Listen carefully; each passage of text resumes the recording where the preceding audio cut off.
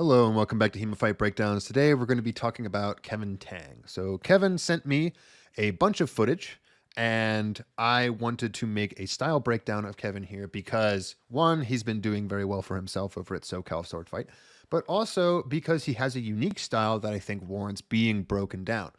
And just like in the last video, we're going to break the style down into three distinct pieces. One, how they approach the fight, their overall ringmanship, or Zufechten, as you call it in, I guess, the German texts. And two is their special techniques, what things they do better or, differently than everyone else that causes their system to work. And three, how the two previous things kind of mesh together to form one coherent style. With Kevin, what we're going to talk about, especially with the Zufecht and the pre-fencing, is their overall aggressive style. Now, if you watch this clip, you'll see that Kevin sort of stays on the back foot, but every time there is an opening, he approaches in a very unique way.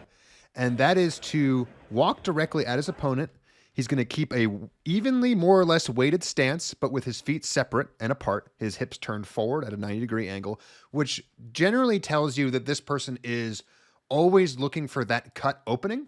And why the reason that it tells you that is that generally, if you have more linear feet, what that helps you do is it helps you turn your body to a 90-degree angle, and it helps your right arm have a length advantage over your left arm. So it's much better for thrusts, going at a direct line at your opponent.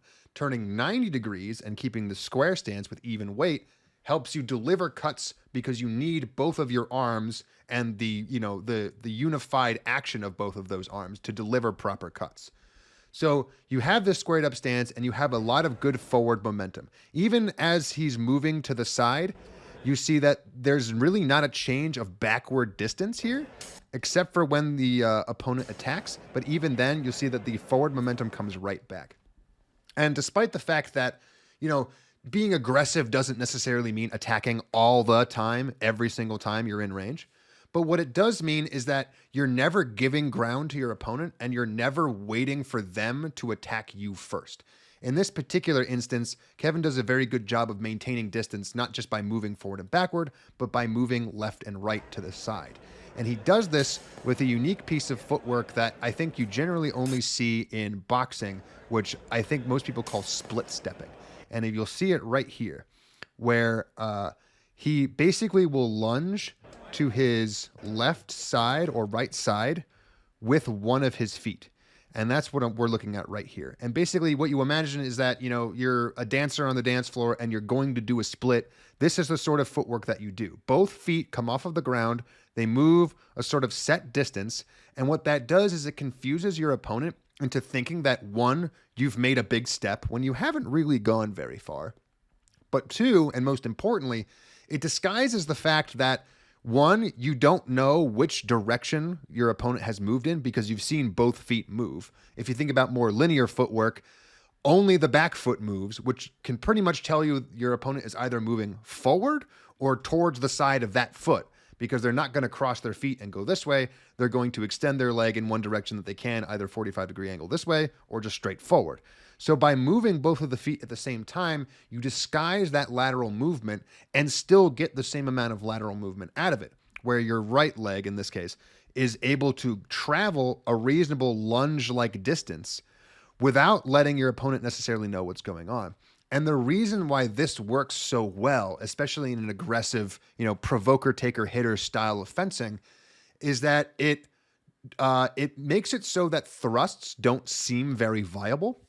And the reason that doesn't seem very viable is that when someone's moving laterally left and right at random intervals in ways that you can't quite put your finger on, what that basically tells you is that if you full commit to a thrust going forward, there's a decent chance, like in here, that you're going to have to pivot halfway through your thrust in order to get it back on target.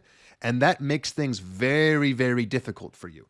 Because if you are trying to thrust in a direct straight line straight towards your opponent, that is your advantage, your ability to take a straight line and put it straight into your opponent. So if they're moving left and right and you have to curve your straight line in order to match their movement, well, suddenly your thrust is no longer very direct, your thrust is no longer very fast, and most importantly, you're having to try to maneuver it around a guard that may or may not be there depending on which direction they moved.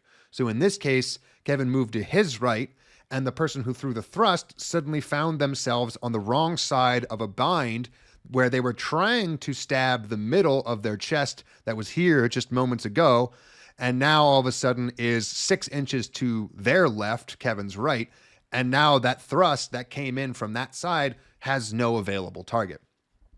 So that lateral movement is disincentivizing the thrust, and it's disincentivizing a more traditional linear footwork that you see his opponent using. But the other case in which this really becomes clear as to why it's happening is in that hang and parry countercut. So right here, you know that up until now, all of this lateral movement has been disincentivizing the linear thrust. So what do you do if someone's moving left and right very rapidly and you have your thrust disincentivized? Well, you're going to throw a cut. Cuts cut across the plane, the entire plane, and it helps deal with the fact that regardless of whether or not you move left or right, or even, forward or backwards, that cut is still crossing the plane of your body, so you have to do something about it. This is the advantage that cuts give you in fencing. So by moving laterally, he disincentivizes the thrust and essentially says, okay, well, now I'm going to have to throw cuts. And when you can put yourself in a position where you know what your opponent is going to do, you can commit more effort to these high commitment parries like the hang and parry, knowing well that as long as you pick the right side, you've set your opponent up into a lose-lose situation. You've taken away one of their options and another of their options and another of their options until there's only one option left. And going back to what I said earlier about provoker, taker, hitter, that's exactly how this system works. So again, if you don't know from Meyer, provoker, taker, hitter is you provoke with some sort of entering action, you take the attack that your provocation provoked, and then you hit back in return. And it's a very distinct way of fighting. It's not attack and land, as, thrust-centric styles would maybe have you do. It's not wait for an attack and then parry and riposte. It is move into range and provoke the attack that you want to have provoked so that you can force your opponent to throw an attack that you know is coming. And this is a very, very smart way of dictating the pace and, the style of a fight in a way that other people can't necessarily deal with off the cuff.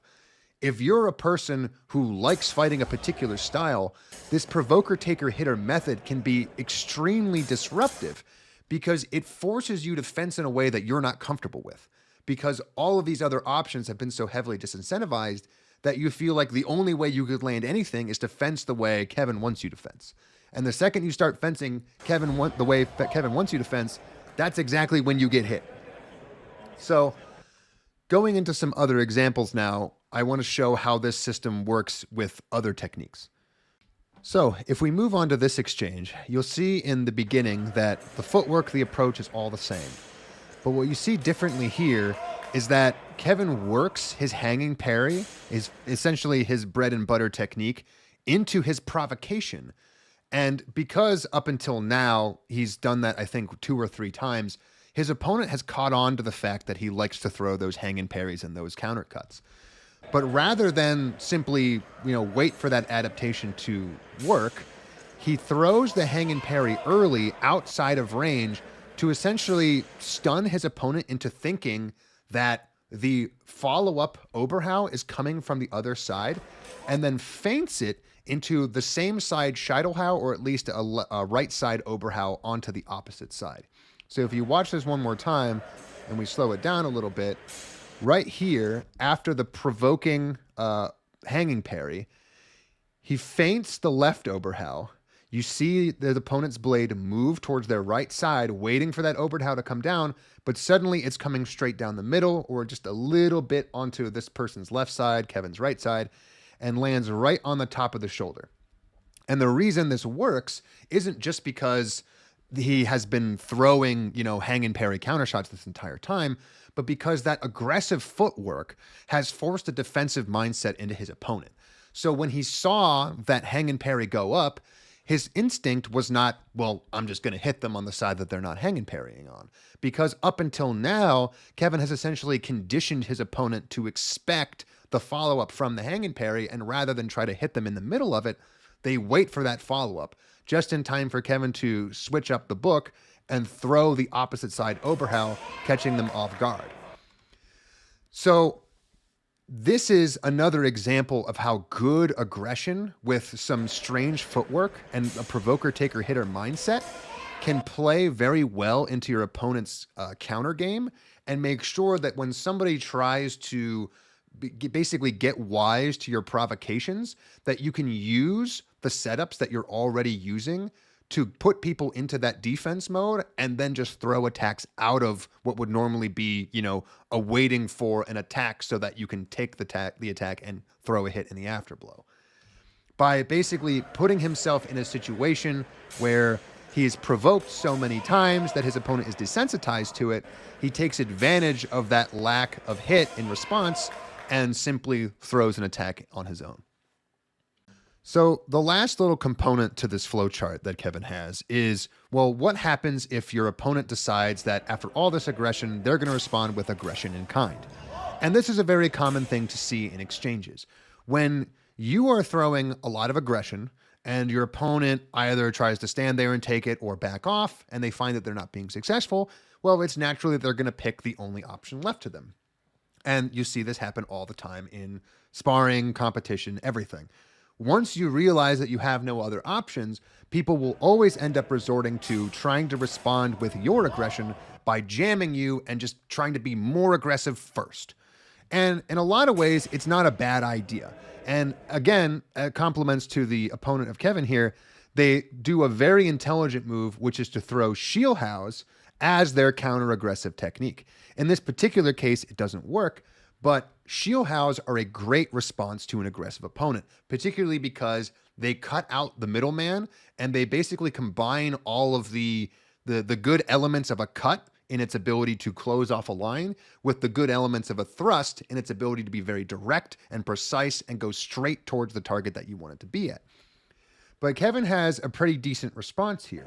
And honestly, the response that anyone should have whenever someone is responding aggression with aggression. And that is to get in very close and have a good plan as to what happens when your hands get tangled. In this particular case, it is Zverkhaus.